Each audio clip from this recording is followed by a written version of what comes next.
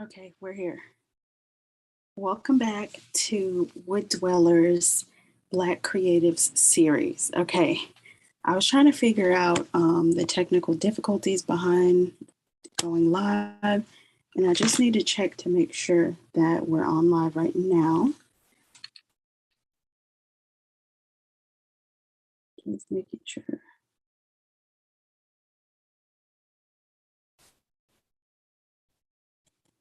Are we live? Let's see.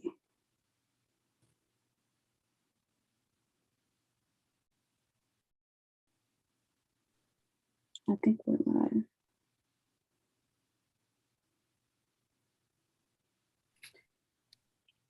Can you hear me? Yeah, let me hold up just a second. Okay. There we go. Hey, you're here. Yes. Awesome. Okay. I was checking on the, like the Wi-Fi stuff. I'm actually at work right now. Oh, cool. Yeah. And I'm just trying to make sure that we're on. Okay. And while you do that, I need to get a cord real quick. So let me get that. So you all see it. Sounds good. You see an image of a piano for a second. It's very fitting. Right, just a second. That's cool. Okay, y'all, I think we're on. You guys can make comments below. I do have the live chat in front of me. Let's see. Thank you to the 2 people watching. I've been trying to figure out this YouTube live thing with Zoom. So if y'all have any questions or any comments, please put them in the chat. So I do have access to the live chat right now. And I'm just trying to make sure that we're on here good. Okay, yeah, we can see both.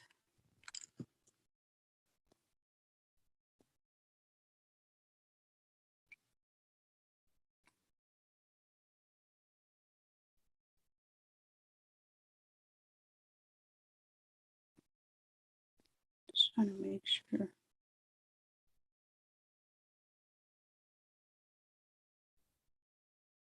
Yep, we're good.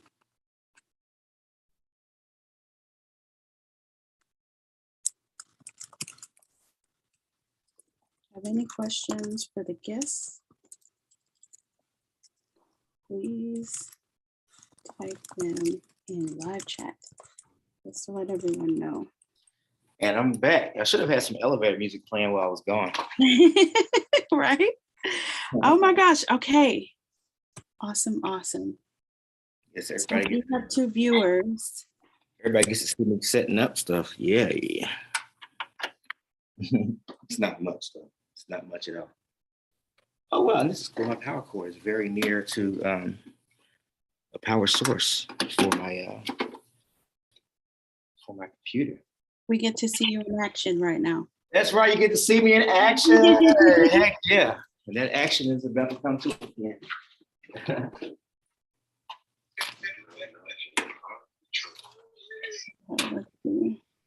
Yeah. This is about to be on. Let's see.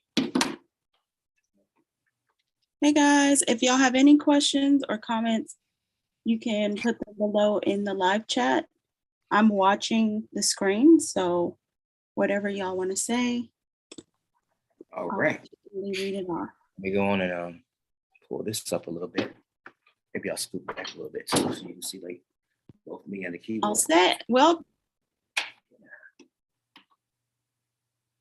good. Welcome.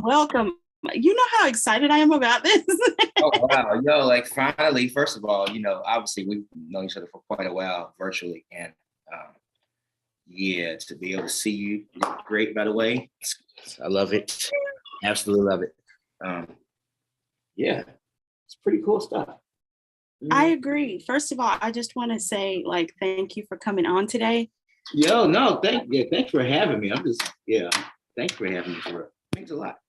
Of course. I first want to say people who are musically inclined, goodness gracious, it's a talent that I mean, I've tried to play guitar before, even when I was younger, like a younger teenager, and it was hard. So just for you to be able to play multiple things, Yeah. like, whoa. Oh my gosh. Yeah, Okay, so we're up, y'all. yeah, that's right. There's like a drum set here, but we don't have. Now I'm actually, um, as a musician, um, I work in quite a few places, and I guess I'll get into this later a little bit. But right now, the most consistent job that I have, like that I do weekly, I do like maybe twice a week, is a church. The church I'm at right now is First Baptist Church of Jeffersontown, and I am in a rehearsal hall. There's also a setup in the sanctuary. I might make it over there before this is over. I'm not, no promises, but we'll see. But there's more instruments in there, basically. So, but yeah, that's about it. There's more instruments, but you know, we'll see. I'm not sure. It just depends on how everything goes. You might just Okay, cool. So first I want to ask you, Yeah. burning question. I feel like it's like everything has a beginning. And so I just want to know a little bit about like the background of what pretty much got you into music. Wow. So this is like a serious, this is one of those questions that has like multiple answers, because Okay. like the moment I first touched the piano, there's the moment that I got into music lessons. And then there's like the moment where I just had one of those aha moments and was like, oh my God, I actually like playing piano. And then I started teaching myself. Wow. So, you know, so the first moment when I first touched the piano was at the age of 2. And I was, my sister was playing, and like she's like maybe a couple years older than me, but she was being taught by this lady how to play piano, like somebody from my parents' church. So um, as she was playing, like she would come home, and apparently I would pick up like what she was learning. It was like little stuff like Twinkle Twinkle Little Star or something. So you know, I would play what she was playing without like actually having the lessons. I was somehow figuring out on the keyboard. So my parents were like, "Oh yeah, this guy, he has some potential." So I think at the age of like 5 or 6, um, there was a few piano teachers that would come by the house and you know give me like lessons and teach me things. And them being Christians, like they were mostly like Christian hymns. Mm-hmm. And then like at the age of like, and actually even from there, from 6 to like maybe 10 or something like that, there was another guy that was a gospel piano teacher, and I would go to him for lessons. Like they would send me to him. I learned a few songs from him, but I think that the style of music that they were just trying to get me to do, like gospel, and I also did some classical training around that time. But I wasn't interested in any of it. And I felt like if this is all music has to offer, I don't want any parts of it. So I didn't practice, and I just took no interest in it. The only thing I did take interest in at that time was violin. Even though we were doing classical music with violin, we were still doing some cool stuff. Especially like I started in 4th grade and went all the way to 12th grade with violin. We were at least doing some cool music sometimes with violin. So I seemed like I was more interested in that than piano for a while. But I have a friend named Cody Markham, and when we were in maybe 9th grade, we were like I had a little birthday party at my parents' house, and he gave me this mixtape, so to speak, like like a playlist. Gave me a playlist of songs, and on that, within that particular playlist, was some jazz music. It was like some Bob Dylan, some Stevie Ray Vaughan. And even though I hadn't really taken much interest in music until this time, like anything out of like violin and drums, I listened to it and I was like, you know what, I'm gonna like study this and see what I can come up with from playing this stuff. So, and up until this point, I hated jazz. And my parents, they were like super religious. So, like I said, my training started with gospel music. I hated it. So, like I said, didn't really care for anything. And jazz, I felt like was old people music. So my father, that's the only thing the outside gospel that he would listen to. That would mostly be in the car, like while he was driving.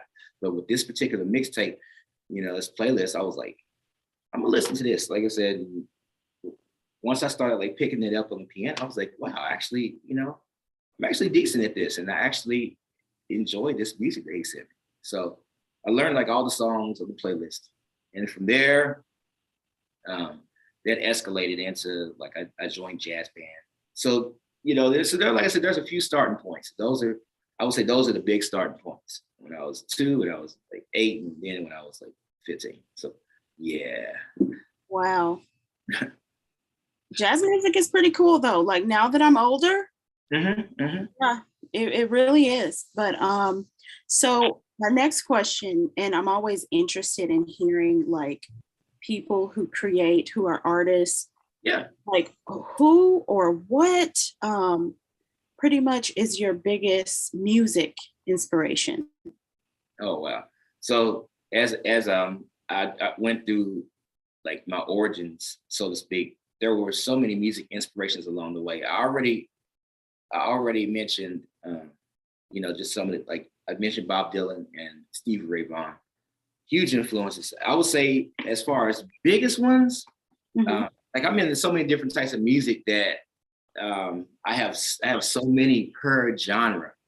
Okay. But I would say if I can name a top 5, this is gonna be interesting. But if I can name a top 5, I would say Stevie Wonder, Metallica for sure, A Tribe Called Quest. Ooh. Yes. I almost have to go with 10, like Wu-Tang Clan. Okay. Go ahead. Look, anything Dr. Dre related. You always say that, like, and that means like especially like NWA to Lamar to Anderson .Paak, like all that. Let's see what else. On the gospel side, I would say Take 6, who is amazing. Of course, they do a lot of jazz too. Some of the most amazing music ever created. Let's see who else. As far as piano influences overall, I would say my 2 biggest ones are Herbie Hancock and Ramsey Lewis. I love a bunch of others too. There's a guy named Jordan Rudess from Dream Theater, and also Derek Sherinian, formerly of Dream Theater. I'm hugely influenced by them on keys also. And as far as more like I say gospel influences too. So I would say this guy named James Hall, who has the craziest, like it's really spooky actually, like really gothic type of choir music. And to me, like that appeals to me a lot more than standard, like church music. It's like kind of weird music, so not a lot of churches sing that kind of stuff. I feel it. It's super beautiful though. I mean, he's definitely created like the perfect blend of like gothic music and like maybe the Black gospel sound. And it's so dope. And also, let's see who else. Ty Tribbett is pretty cool. There's a woman named Kim Burrell who is crazy when it comes to what she can do with her vocals. She's a little controversial, but yeah. What she can do with her vocals is crazy, and her music is crazy. I'm trying to think of who else. There's a guy named Walter Hawkins. Okay. Who, his brother wrote "Oh Happy Day," which like everybody knows. Oh wow. Okay. So he's a huge influence on my music. I think what's cool about most of my, especially gospel influences, is that at some point I've interacted or played for them. Wow. So that's pretty cool. Richard Smallwood's another one. He's a big influence on piano. And there's a guy named Thomas Whitfield. That's another big influence. So those are just, it's such a wide range. On the metal side, I already mentioned Dream Theater. There's a group called Extol. They're like a death metal band. They kind of lean towards, like a lot of their lyrics kind of lean towards religious, but they're really influential on just the newer death metal scene, but like no matter what persuasion. And everything that every member of that band does, like they're like on hiatus, but everything that every member of that band does is genius. So for example, one of the guys in the band has a R&B career, which is crazy, like R&B and pop, like kind of jazz R&B career. Like he sings that stuff. And then also another guy like has an acoustic project, and then another guy has like a like just a hard rock type of project. So they're like really diverse, but together as a unit, they're a death metal band. So you know, it's pretty cool to see that.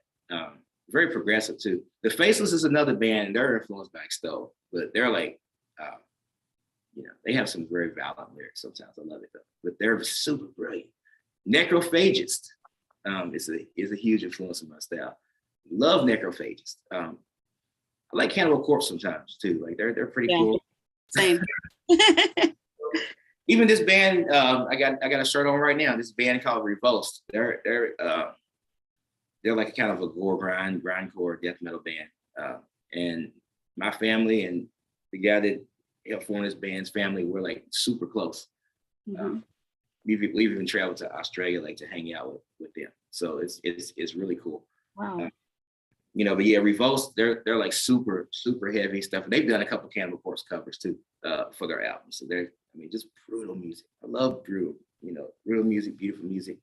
So yeah, also all this kind of comes together into a big melting pot. The name of my main one-man band is the Jazz Soul Metal Experience. So like everything that I just talked about kind of explains why that name exists and what I do. Wow. First of all, you are so concentrated in the topic of music. Mm-hmm. That is, first of all, like commendable.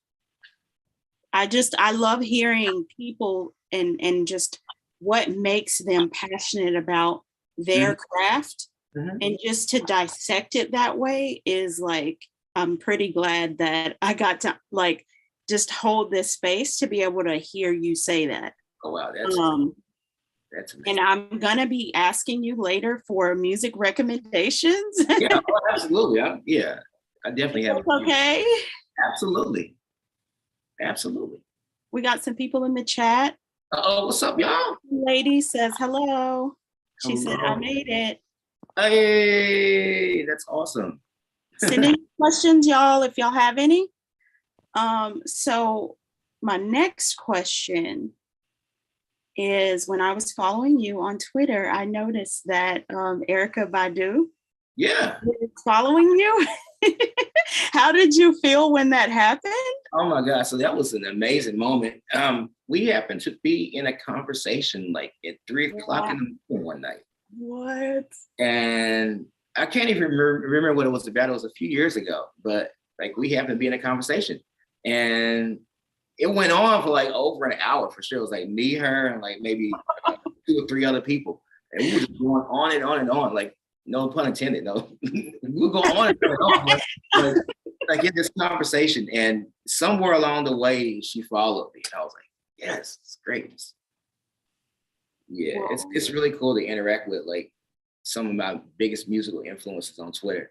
And my Twitter is like so diverse. Everybody, like, it's such a big, like, it's almost like if you're like a musician, or if you're if you're a religious person, or if you're like a sex worker or whatever, and you get on my Twitter and you're like, hold up, like, why is this guy like totally interacting with all 3 of us? Or like just random people like Blurred, you know what I'm saying? So it's such a huge and diverse amount of people that I interact with on Twitter. But I love that. I wouldn't have it any other way, because like I said, because I'm diverse. But yeah, but Erykah Badu, that was definitely a great moment. And it's a few, like I said, a few of my influences are, I follow them and they follow me. And that's a great thing. It's been cool to have some of those conversations that I've had, like with some of these people. I'm not gonna shout out anybody else per se, but I'll just say that it's a really cool thing. That's really awesome, honestly. When I saw that, I was like, holy crap. It means a lot to my family. To me being raised up on her music, like that was intense. Yeah. And you know what? I do have to give a shout out. Speaking of Erykah Badu, I mentioned A Tribe Called Quest is one of my biggest influences. Yes. I must say that, like, in the Tribe, like, family tree somewhere is the Soulquarians. And of course, Jay Dilla was a part of Tribe Called Quest as far as the production team. And gosh, Jay Dilla, what's funny is, like, from the time I was young, you know, before I even knew about Jay Dilla, like I was already gravitating towards that style. And when I actually finally heard Tribe Called Quest, like it was all late as crap, of course. But I was like, this is like the sound that I've like just been hearing and wanting to embrace. So, you know, of course, as soon as I discovered them, I discovered like Slum Village, and I discovered, you know, like a lot of stuff. But I would say the Soulquarians, let's just say the Soulquarians as a whole, which would be the Roots, Erykah Badu, Bilal, Jill Scott, and you know, some of these people, huge influences. D'Angelo, definitely D'Angelo. Oh, that takes it back. And it's crazy. It's crazy. I know it's crazy that all these people were actually a collective at one time. I saw Questlove recently mention the Soulquarians as part of the Roots picnic this year. I'm not sure how many of them are going to be there. It might just be like the Roots and maybe Bilal or somebody, but the Soulquarians are going to be at the Roots picnic in Philly, and I think it's like June or something like that. Just that alone makes me want to go. Wow. Yeah, the Roots, they were like heavily. I remember should go. Huh? You probably should go. No, I should go. You know, it might be cool to like, I'm sure there's like jam sessions also like during that time at different places. So that would be interesting. I think my only thing is like, it's going to be so congested. It's going to be epic, but it's going to be so congested. So true. Again, I wonder how that's going to be. We never know how the numbers are going to be, for example, during that time. It might be up, it might be down. But like trying to get into small clubs is almost like you'll have to get in them joints like super early. Yeah. Miss everything to get in there in order to actually be in there when things start. So who knows? But yeah, shout out to the Soulquarians. I feel that. Yeah. Welcome in more people. Hey people. You know what? I'm about to like do something unorthodox and get on my phone for a second and share this live. I know. I'm trying to really figure out how to go about the whole Zoom and YouTube thing. Yeah. It's all good. I'm trying though. I'm trying. Oh, you got this. You definitely got this. Okay, here we go. I'm actually gonna say something in the chat too, so everybody can see my actual, actual page. But yeah, I'm going right now to copy this link and share it to Facebook and tell them. Yeah, I did the same. What's in here? I'm trying to figure out. Okay. Yeah, awesome. I got it. So, my next question. Yeah. I mean, like I said before, just describe the best you can your creative process. Ooh. You're like coming down to write and originate a new song or new music. All right, cool. So yeah, as soon as I share this, I got you. This is such a great question. I'm about to tag you, by the way. Yeah, I just tagged you. We're on the same like wavelength. Okay, I'm about to tag you again. I know, yo, but you know what? Honestly, what's crazy is it's pretty much always been that way with us, and that's really cool. You know, we've always like wait, you like comics and anime too, right? Yeah, like okay, yeah, and we've exactly. Yeah, that's like cool. The conversations that we've had like over the last almost 2 years or whatever, it's just been really cool. It's been really cool to just be connected to people like you and others in the Black alternative community overall, like whether it be groups or whether it be just interactions on Facebook. But yes. You've always been really cool, and I really appreciate that. Like, thank you, bro. Oh, so you definitely like we definitely like brother and sister for life. That's a wrap. Like you family. Like for real. I love it too. I wouldn't have it. Yeah. Oh my God. Would not have any other way. Yeah, you gotta meet the rest of the fam now. That's what's up. I'm down. Dinner, let's go. Or anything. Christmas, I don't know. I mean, it ain't gotta be, American holidays or whatever. But it's all about family gatherings, I feel that. Regardless of what people celebrate. Who cares? Yes. I definitely don't care. But okay, so let's talk about this creative process. I'm gonna look at my phone for a second because I have like a lot of voice memos. I think that a lot of what happens lately is one or two things. I have like 385 voice memos, most of them definitely being either me talking out notes or chords or riffs or whatever, or sometimes playing them or like just humming melodies or whatever, or like just saying lyrics. So that's a lot of voice memos. I have been going through those lately and creating songs out of them. So what happens is like songs come to me in so many different ways and through so many different things. A lot of times because I have keys to this place, and as you can see, like I think even right now there's like there might be 4 people in the building. So a lot of times, like because I have keys and I can get in anytime, I'll come up here like a lot of times late at night or whatever, and just kind of sit in darkness and just get on the piano and start playing. Then I'll record on my voice memo, or I can use my computer and maybe make tracks or whatever. So yeah, it kind of depends. And sometimes what style of music comes out, it really just depends on the inspiration at the moment. I'm obviously very inspired by like love and very inspired by like past experiences and present experiences, or even future hopes and dreams. Like all these things play a part. And then sometimes it may just be, I just want to make a hip hop, like a trap beat or something like that. So that comes into play sometimes too. And then sometimes what environment I'm in at the time may influence things. I can go in almost any environment, like whether it be a different studio, somebody's house, or whatever, and create something. So a lot of times I'll go to studios and not take anything. I'll just use exactly what's there and create according to that. And a lot of cool stuff comes out that way.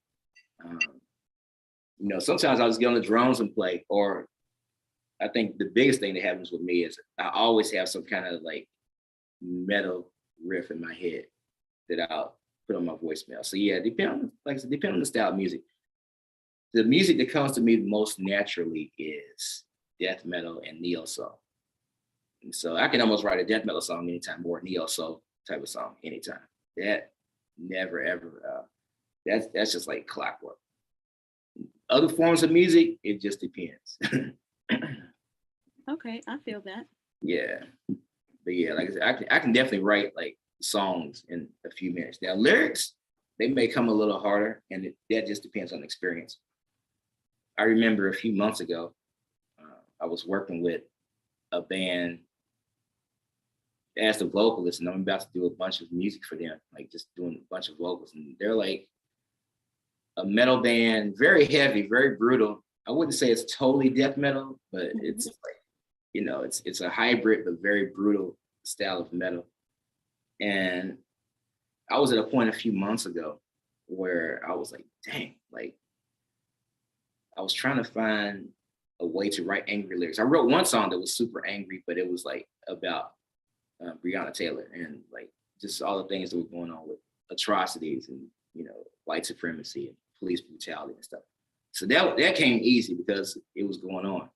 Mm-hmm. But when I started like looking to write lyrics for the rest of the songs, I'm just like, wow, like I've been in such a place of peace for these last, the last year, or especially the last 6 months. It's like, dang, I can't even really think of anything to write about, like to be angry about, besides like white supremacy.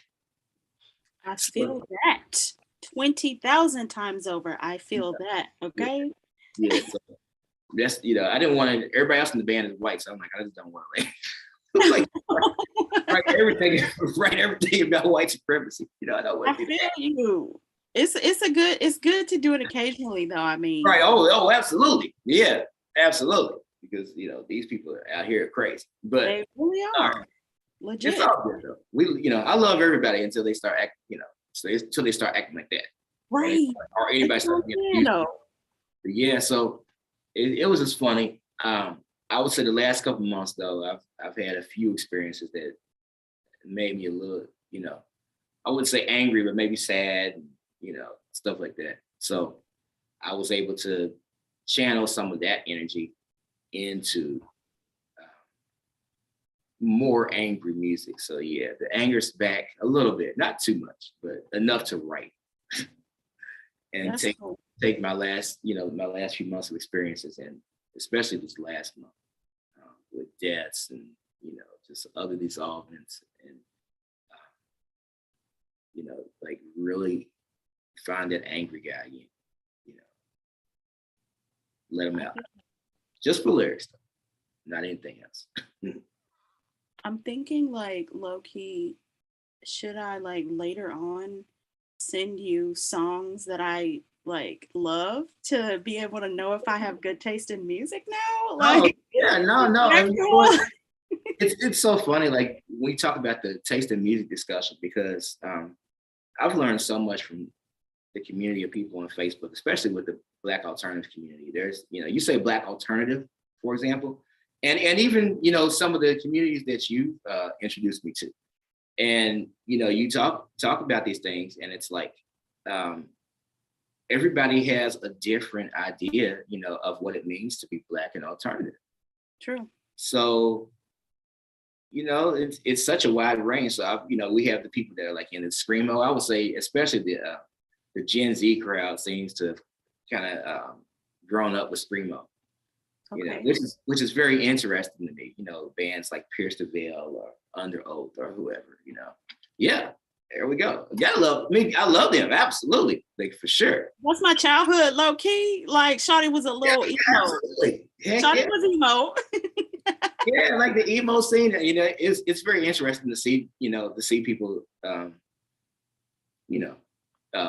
Having embraced that scene. I would say my scene is definitely like Extol was like 2000s. Let's see who else. The Faceless, like Cannibal Corpse, Obituary. I mentioned Cannibal Corpse earlier. Like this, some of that was like maybe 90s, but Carcass, that's a huge band that I just love. And I got to see them, for the first time a few years ago, and I was just in such heaven. But yeah, like there's so many things, and then some, of course, Black alternatives really just listen to hip hop, or mostly hip hop, or they might just listen to grunge or whatever. So, I mean, there's such a big variety of music, and there's even such a big variety of aesthetic within our community. And it's a beautiful thing for real. There's nothing wrong with any of it, but the diversity of it is definitely interesting. 100%. I do. I mean, I know we talk about like our passion when we were kids, and Yeah. we go back to that, like when we were Mhm. younger, when we Yes. were teenagers. So, like, what advice, honestly, would you give like the younger crowd? So, the children 10 and up, maybe even younger than that, honestly, the teenagers, if they want to get into music and you know, let's say their school doesn't offer that, like kind of like how my schools they offered like band and singing and things like that. But um, what would you give them advice wise on like starting off pretty much in music? I would say that one of the beautiful things about 2022 is that so much is available on YouTube, and there are quite a few really good YouTube tutorial videos. Mm-hmm. I know especially of a couple of piano ones, Okay. and I've seen a bunch of really good drum ones too. Um, but yeah, I would say that if you find an instrument that you're interested in, and I think it would be up to parents to like maybe venture out to Guitar Center sometimes. Like if they have a local Guitar Center or a local whatever, I know that a lot of music is regulated to clubs, and you can't get into clubs a lot of times until you're over 21. But some Mm-hmm. clubs do have all ages shows, and I've seen that a lot of times. In fact, True. there's a metal show that happened here recently that it was like an over 21 event, but it became an all ages show. So it was good to see like some kids in there. So, yeah, that was really dope. So I would say, as parents, definitely try to expose your kids to as much as possible. My father, like before he like became really involved in his religion, he did listen to a lot of music, and he was part of a jazz club in Louisville that really promoted jazz throughout the city and throughout the region. He didn't do that as much growing up, but now he's like kind of back into it a little bit. That's cool. He's not like promoting like as part of any society, but I became a part of Louisville Jazz Society for a little bit. And then I left, but that's another story. But yeah, like there's definitely, you know, Jazz Society themselves, they have like series like in the summer where they'll have jazz in the park or something like that. I'm doing a couple of jazz events. Actually, I'm doing one next week, and I'm doing a couple in the summer. So just the opportunities that children have to get out and do stuff. And, you know, so for example, you take them to a jazz concert and they might be like, oh, I like this instrument. What is this instrument? It's a guitar, a saxophone or whatever. And, you know, like I said, take the kids to Guitar Center. They pick up a guitar, you know, or whatever other music store you have in your city. Pick up a guitar or whatever. And if it seems like there's something they're interested in, or, you know, start them off on YouTube videos, especially if there's not a music education program. There's so many countless hours of, like I said, music tutorials, even for singing. There's a couple of really good singers that have some serious programs, some of them for free. Like obviously, most of these teachers offer like advanced courses that you pay for, but a lot of information is available for free. And I'm speaking to myself too, like as a musician, like I need to put my butt on some of these YouTube channels and learn more. But yeah, you know, it does suck that like you were saying, education, music education has dwindled in so many schools, especially when it comes to like predominantly Black schools. So yes, it is up to parents. But like I said, the education is there and it's available, and a lot of it's for free. So I almost want to say no excuses at this point, but you have to be super proactive. And especially like when you talk about kids that are like alternative in any way, you know, a lot of these kids are super gifted, and a lot of parents, Black parents, may not understand the extent of the gifts that alternative kids have. You know, like I think about myself as an alternative growing up, and almost being forced to fit into a certain demographic, and it was so limiting. And like I said earlier, for a while, I just gave up on music. Outside of like maybe playing violin and orchestra, or playing like percussion and band, like I had no interest in it. And it was because my parents' knowledge of music at that time was so limited. So yeah, now, like I said, parents, they can find ways to do that. And I think the other thing is that one of the cool things about now, like just with the access to information, we have, you know, like profiles on like the musicians. So I think that one of the things that it's good to do is to find positive music to listen to. Positive doesn't mean like inspirational. It doesn't have to be like Christian music or anything, but just listening to music from people that aren't toxic, you know, so to speak. So I feel that. You know, I guess I'll go on and bring up some names real quick, like, you know, Chris Brown, R. Kelly, and even the things that people say about like Trey Songz or even Doja. These are people that there's information out on them that is like, okay, these people are like this kind of negative people. And, you know, even, you know, some of the acts from the Super Bowl, you know, I loved it, but, you know, so many people have some interesting stories and things that they've done. Trying to educate people on artists to support that maybe don't have those type of mentalities and attitudes, like misogynistic or abusive in any way. Like there's so much information out here to know who, you know, who isn't like that, and to try to encourage both children and adults to like to just kind of go with artists that just aren't about that. You know, like I said, I don't really care about like what you believe, but I do care about like how you treat people. You know? Dang. So, yo, you're the truth, bro. Yeah, like for real, that's like huge to me, because I mean, you know, when we saw like we've seen some of these cases play out in the media, especially R. Kelly, and to think that this guy's like writing this music. Like he's writing this so-called inspirational music and a bunch of party music. Yeah. And to think that like this party music that he's writing and this music that everybody's dancing to is influenced by his choices to abuse women and girls. Mm-hmm. You know, like I guess the spirit that's in that music, so to speak, is it's pretty, you know, it's evil. Like on, you know, the most, you know, in the most just detestable way. And you know, people listen to that kind of stuff and encouraging that kind of stuff. It's you know, it's just it's not a good thing. So, like music education in that way also, I think, will help to create a better outlook on music, a more positive outlook on music among people that are learning. Yeah. 100%. I have 2 points. Yeah.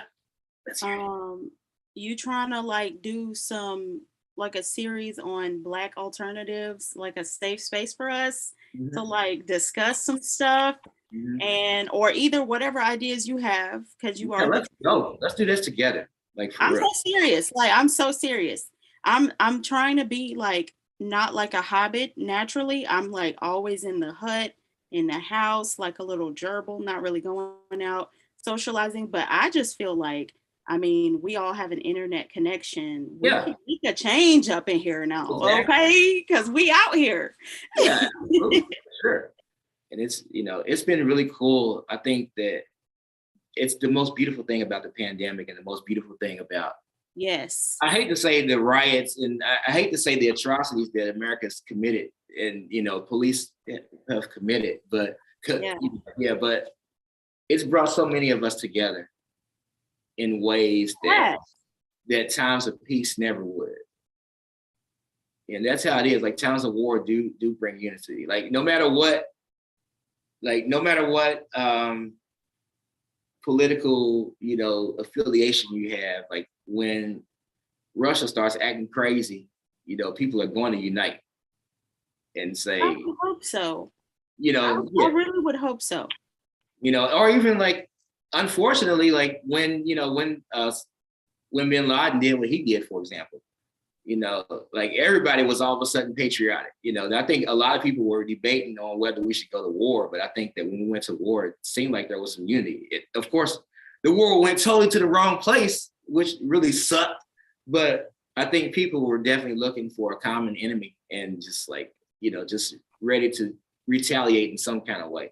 Like it sucked, like I said, the way that played out. But still, for a while, you know, people seem to put their differences aside for sure, and you know, try to unite and you know, try to face common enemies. And I think that's how it is with what Black people did in 2020 and 2021. Like once we started seeing the crazy things that were happening, like all over the nation, like people united in a way that I haven't seen in a while. They shouting you out. Hey. They shouting you out. Pretty much agreeing with what you're saying. Music is powerful. Yeah. I've never heard anyone talk about this. I love what you said. That's exactly it. How you treat people. So yeah. Yeah, absolutely. I mean, for real, it's so important because I've been in the industry, you know, for a little bit. I actually I toured for a couple of years, but I was kind of tired of like some of the foolishness I was seeing, including some of the misogynistic behavior from people, and some other stuff that I don't even want to go in right now. But I saw a lot like on the road that just tripped me the heck out, and I was like, I can't in good conscience I feel like you should speak out about this stuff. Oh God. Let's see. I'll say this. I think that I mean, there are, so I'll name a couple things. I'll say that there are pedophiles, you know what I'm saying, like in the industry for sure. And I know that some of that's publicized. There's a huge population of people in the underground as far as the pedophilia community that like target boys and you know and stuff, and it's crazy. And just like R. Kelly with the girls and stuff, it's I would say that the thing about like boys being targeted is one of those unspokens a lot of times in when it comes to situations. I have seen a few in the media where, you know, we've seen people. I think even the R. Kelly situation definitely exposed like some of that. I think he was targeting a few little boys. But I believe it. yeah, I definitely saw that a little bit more, and I was like, wow, that's I can't be associated with these people, you know. And then also, what else did I see? Like a lot of drugs, a whole lot of drugs. Now my parents were definitely, they've never drank, and they never smoked. Now everybody else in my family, like both my grandfathers died of alcohol-related illnesses, and you know, just have a serious history of drugs and alcohol in both sides of my family. Now me, you know, I've smoked weed a bunch or whatever, and I've drunk a lot, but I've never like been high or drunk. Like I've always tried to have some kind of self-control for sure. And I definitely encourage that to people. But yeah, seeing the amount of drugs, especially like cocaine, on the road, and like just so many people offering cocaine to me, or you know, a lot of pills and stuff. And I've seen a lot of people die from like, you know, from overdoses and stuff too. Like, you know, a lot of friends have died from overdoses, and some people are basically just zombies now because they've just been high. That's scary. That's actually pretty scary. I mean, it's super scary, especially if they're brilliant. That's crazy. I mean, industry, first of all, my first question is, would you like, have you ever been a mentor to like younger people before? And if not, why not? So yeah. Okay, so I'm in this band as drummer mostly, but as pianist also. Called Jenna Dean, and it's a hip hop, kind of a alternative hip hop band, and we've been rocking for about, it'll be 10 years next year. Wow. And I mean, they might have been along a little bit longer than me, but I actually started working with them 10 years ago. And during that time, the guitarist for the band, like there's a guitarist and there's a rapper that lead the band. And they also have a bunch of ventures outside the band. The guitarist came to the band and then to a few other people, like, I'm not sure how many years ago, it might have been 2013, 2014. And he said, I have an idea for a mentor program, a music mentor program. So we started having these conversations about it. And then I was like kind of back and forth with it just because of my schedule, like my music schedule, because I'm like literally a full-time musician. So I was like, you know, just doing all kind of stuff. But yeah, he was like, I have this idea. So he fleshed it out and just kind of got to it. So his idea was to have something in the hood, like a free music program. Hey, I'll donate. What's the site? you know what? I'll find that out. Actually, let me find out right now. I'll post it below, and then I can donate at the middle of next week. Yeah, for sure. So the place, I mean, the actual actual organization is called AMP. And it stands for, let me see if I remember this. I'm going to try to remember this without looking at the app, without looking at the website. But it's the Academy of Music Production, Education, and Development. Ooh. So for the last 9 years or so, it's been basically mostly volunteers that are musicians throughout the city, donating their time. And then sometimes like they'll have paid positions too, but a lot of it was volunteer donation thing, and donating their time a couple times a week to music education. And they actually have a studio. And I remember the first couple of years that we did it, we actually had like a 6-week course or something like that, where, you know, we would have kids write songs and then we recorded them. So we put out like an EP and stuff. And, you know, the program has expanded a lot in that time. And I would say the main guy that helped found the program with my friend and bandmate Jason. So the guy's name is Dave Christopher. He's the guy. He's kind of taken over the program. I know for me, like I was in the program for a year and so, but they started like changing the schedule around some, and it started to conflict with some of my other music jobs. So I had to like drop out, but I've still come in quite a bit to help out, especially for special occasions like concerts or whatever, or recording. So like I'm still like super cool with everybody. And you know, like we've done a lot of stuff in the city for sure. And it's also so cool to see some of my other musician friends become the new teachers. And I think one of the coolest things that I've seen is I have a younger cousin who is 13, and now she's 14 now, but she was in the program for a few months last year. And I was like, this is pretty cool because, you know, 10 years ago, who knew, you know, that it would be benefiting my cousins. And as far as I know, for the most part, these children, it's mostly like Black children in the hood. These kids are getting this education for free. That's what's up. I want to really support that. Yeah. At the bottom of the Oh, description. you know, let me throw that in the comments just to yeah. And I'll also put it on Facebook like later. Maybe I'll do that now. I'll just throw it under the video, but I'm gonna throw it in the comments right now. Okay, cool. Because then I'll put it in the little description box once this live is actually public. Yeah, that's a good idea. I want to give back to our community as well, because I feel like we have been stumbled so much, like our greatness, like this ain't even our highest level. Like I mean, we could get Nine-Tailed Fox out up. I mean, let me stop, because see, I'm about to this is good stuff, like for real. This is like good stuff.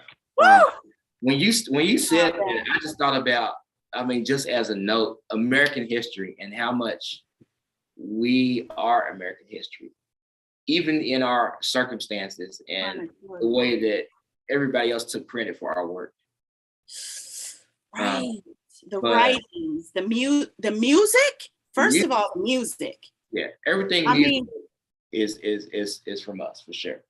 I remember Little Richard, like looking at those interviews when he died, just thinking about him talking about how him and his contemporaries were creating country music back in the day. And really rock and roll was really people like Rosetta and Richard taking country music and blues and mixing them together. Like that's pretty much all it was.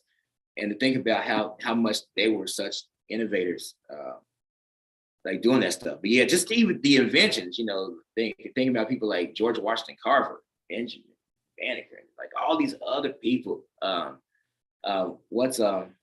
Madam C.J. Walker, and you know, just all these other people that just contributed so much.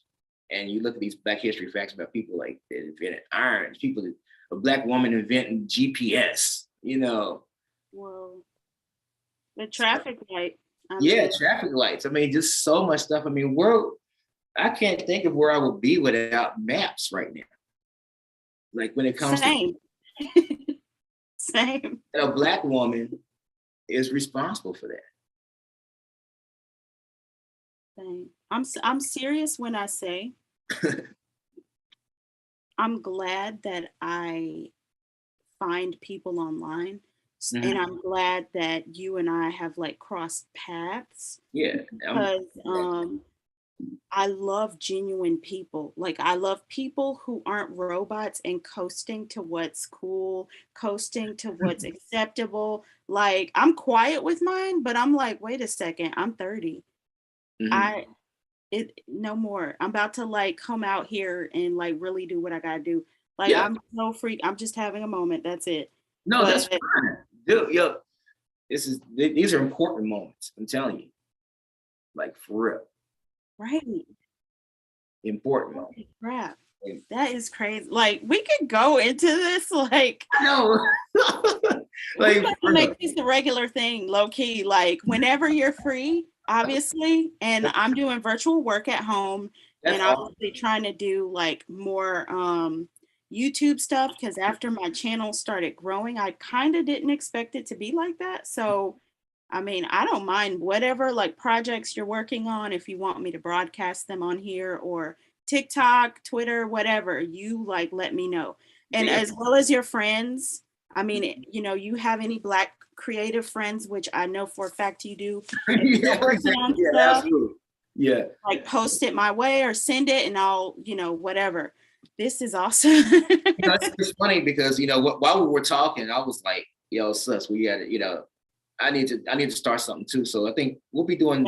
we'll be doing some cross like stuff for sure, just to help with each other. You know, I don't want you to have to do all the work by any means. And, you know, there's no way that any of us should have to do all the work, honestly, because Feel there's that. too many of us, and especially now. If I had known about this community, it's crazy that I discovered like so many people in 2020, and like I said, that's some of the beauty about the beauty that came from like the roses that grew from concrete, so to speak. Yeah, right? Um, yeah, so discovering all these people, and it's like, where were y'all when I was growing up? Right.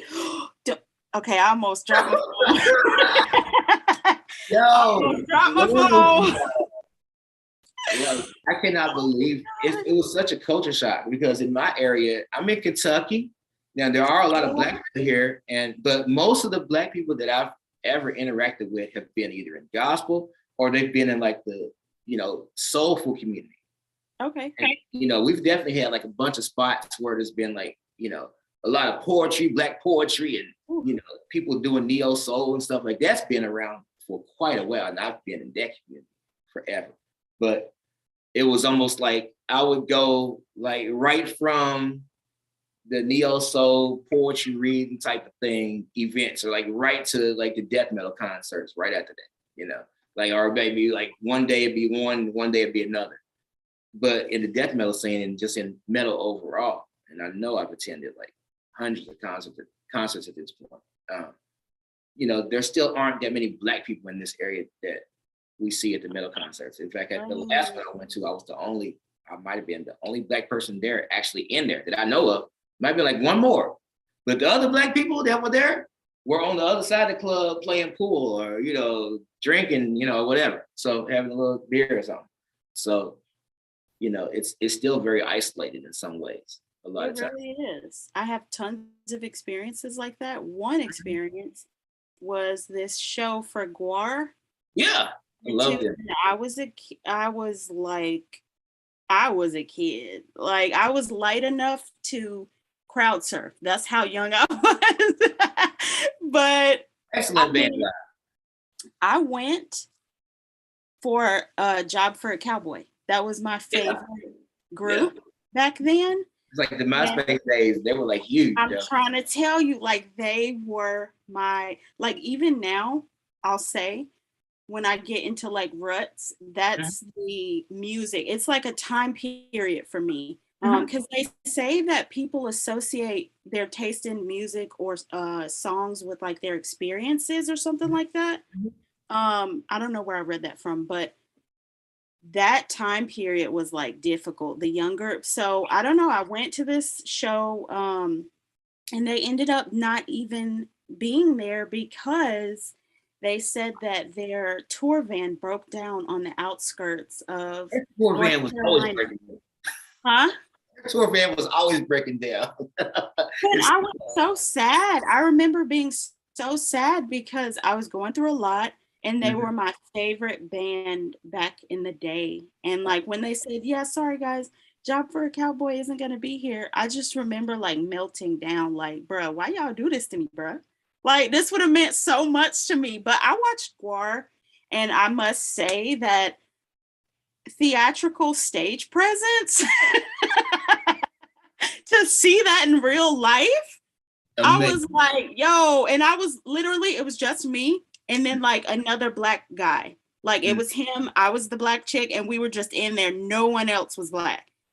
And I mean, everyone wore white because obviously you knew you was about to get, you know, bloodied down. And I was like, all right, I'm going. But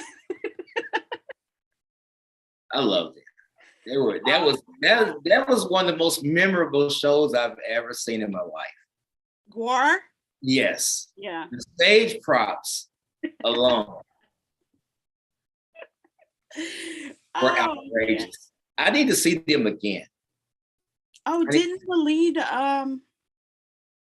the lead singer? yeah, that's, you know what? My first war show was actually when he had just died. But I mean, it was like a month later, literally. What? Oh, Yeah. they got back to, oh, Yeah, they bounced back quickly, and it was so funny because he died of a drug overdose, but still they still brought out that big pill prop. Like I was like, they are they was not playing. Like, relentless with it too. I was like, oh my god, that is so funny. dang. I mean, I went like years ago, so he didn't die or anything. He was still alive, but that is, first of all, that's crazy. They bounced back, but I will say, well, first I want to know what you think about a musician's like death that really affected you. Like you were just like, I know this wasn't like one of the questions, but I'm really like, I really want to know like your experience and what you think about just the one or two celebrities that when they passed, you were like, oh, I feel this in my soul right now. Yeah. We have the recording stop. We just went over an hour. It's all good. Oh, did we? Yes. Okay. We're about to record again. I didn't even, right. Hold on. Let me see. Should we do it? Wait, I'm sorry. I didn't even. I'm good. I have plenty of time. I don't do anything. I'm at work chilling. I don't really have anything to do. So it's whatever. We can go as long as we want. I'm so sorry. No, I know you mentioned before you were like making like an appointment or something at like 1 or 1:30. Oh yeah, no, I'm good. I'm not doing anything. I'm good. I was trying to remember. It seemed like I had something to do, but I think the only thing I have to do tonight, I have a rehearsal at like 6 or 7 or something like that. But it's actually up to me to even call that rehearsal. So we're gonna see what happens. It cut us off. Okay, wait. Let's see. That's cool. We gotta